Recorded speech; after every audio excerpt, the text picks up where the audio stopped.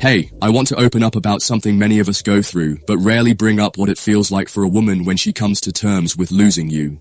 Picture this. Ever hear someone say, "You don't appreciate something until it's no longer there"? That line hits differently when it comes to matters of the heart. It's not just regret, it's a wave of introspection, old memories, and a jolt of clarity that follows. Let me tell you about a buddy of mine. He had a rough split. At first, his ex seemed unaffected, almost detached. But months later, she started popping up again. Little things. A random message, a comment like, "This reminded me of you." He asked me, "Why now? Why is she reaching out?" That question got me thinking, what is it about distance that creates emotional weight? Let's dig into what really happens when someone realizes you're no longer in their life and how to navigate it. First, the subtle re-entry. She won't jump straight in. It's more under the radar.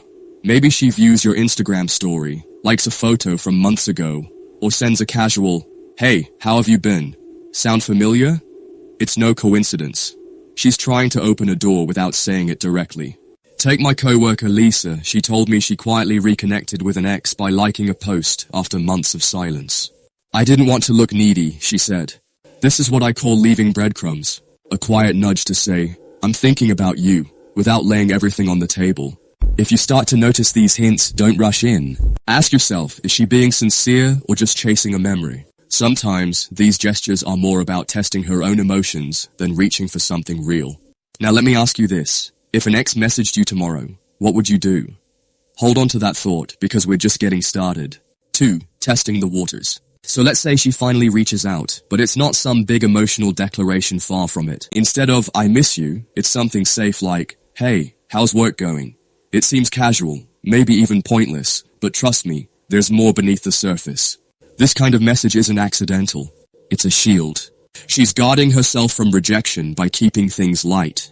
No one wants to risk laying their heart out just to be met with silence or coldness. I remember reading in How to Win Friends and Influence People that people naturally avoid emotional risk. It's wired into us. And that's exactly what's playing out here.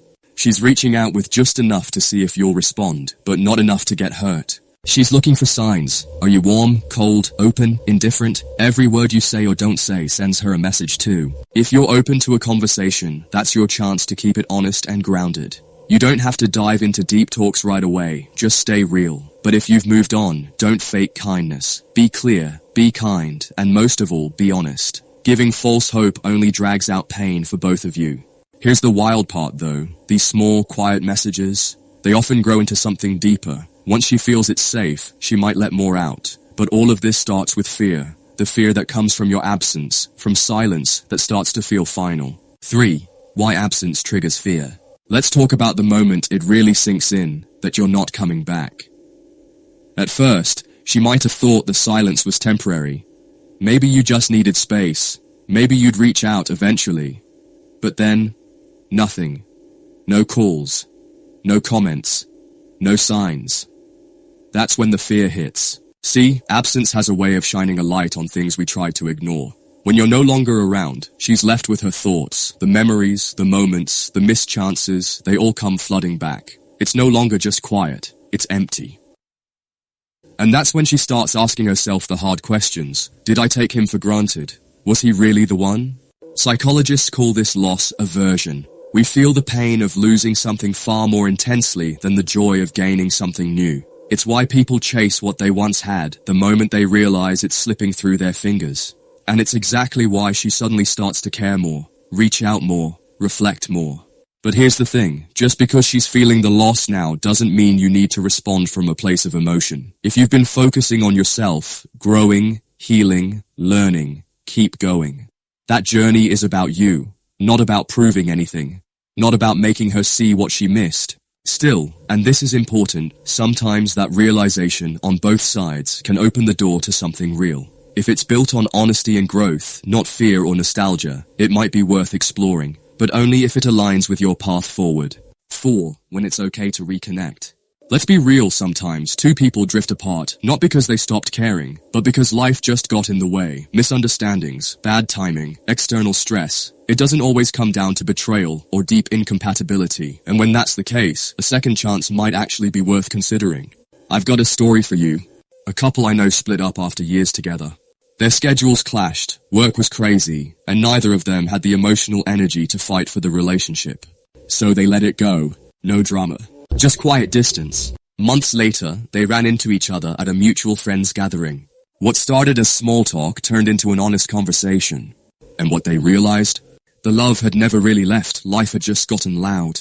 They worked through what went wrong instead of ignoring it. They didn't rush it. They rebuilt something stronger. Today, they're married. 2 kids. And they'll both tell you they needed that break to get their heads on straight. But here's the key. Not every reconnection leads to a fairy tale. Ask yourself, why did we break up? Was it just timing, or was there a deeper crack? Did you lose trust? Were you constantly at odds? If the foundation was unstable, going back might just bring the same pain in a new package. Reconnecting should never be about filling a void. It should be about mutual growth. 2 people who've both done the work, coming back together with clarity, not desperation. So, before you open that door again, be honest with yourself. Does it feel like healing or repeating? 5. Understanding what she's really feeling. So when she reaches out, what's going on in her heart and mind? It's rarely just one feeling. It's a storm of emotions swirling all at once. Regret, nostalgia, maybe even guilt. Regret for not valuing what she had. Nostalgia for the sweet moments, the inside jokes, the way you made her feel safe. And guilt for how things ended, for the things she didn't say, or for pushing you away when you were trying to hold it together. But here's something most people don't realize. These feelings are often more about her than they are about you.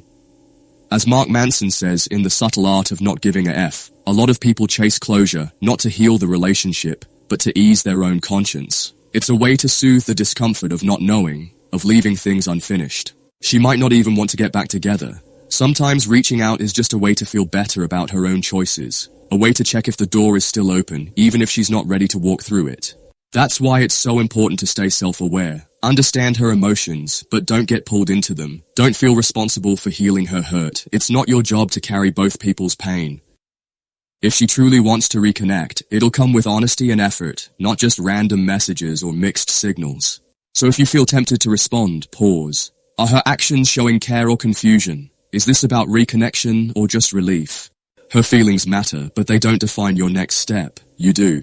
Now let's bring it home with the final piece. Your power to choose what happens next. Ready for it?